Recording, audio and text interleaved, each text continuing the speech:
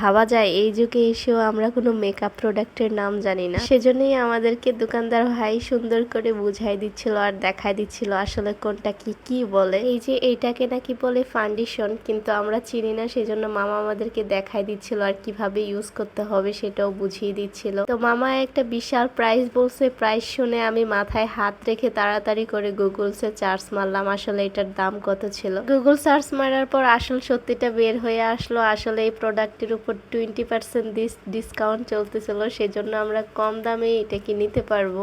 Price fixed হওয়ার পরেও আমার কেন যেন এটা ভালো লাগতেছিল না, কারণ আমার কালো চামড়াটা সাদা হচ্ছিল না। মামাকে বললাম যে মামা এটা তো কাজ হচ্ছে না। তারপর উনি আমাকে দেখাই দিল আসলে এটা কিভাবে ইউজ করলে একদম স্কিন টোনের সাথে অ্যাডজাস্ট হবে। আমার এই মেকআপ কেনার পিছনে বিশাল একটা কাহিনী আছে। আমি যখনই ছবি বা ভিডিও পোস্ট করি সবাই আমাকে কালা কালা বলে। সো আজকের পর থেকে আমি একদম মেকআপ করি সুন্দর হয়ে যাব।